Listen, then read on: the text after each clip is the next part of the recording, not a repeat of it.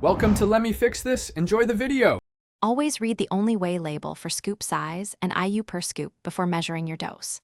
Confirm whether a single scoop equals 1,000 U, 2,000 U, or another amount so you dose precisely. A common maintenance dose is 1,000 U to 4,000 IU daily unless your clinician prescribes otherwise.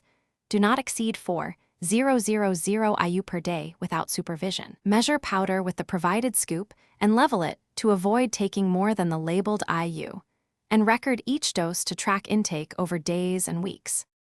Mix the powder into a fat-containing beverage like 1 cup whole milk or 1 tablespoon olive oil for better absorption.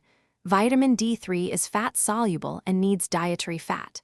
Take vitamin D3 with your largest meal of the day to enhance uptake with dietary fat, or pair it with breakfast or dinner consistently. If you use 3.5 ounces of yogurt, stir the powder into it rather than into water. Store the container in a cool, dry place and keep the scoop inside to prevent contamination and moisture exposure. Check a 25-hydroxy vitamin D blood test aiming for around 30 ng/ml, or follow your clinician's target range, and repeat testing in 8 to 12 weeks after starting supplementation. Do not exceed 4,000 IU per day unless under medical supervision.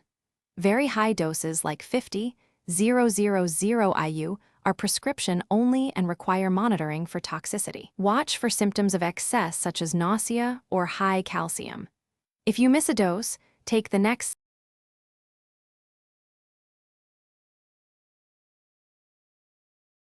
Thanks for watching. If you found this helpful, don't forget to like and subscribe.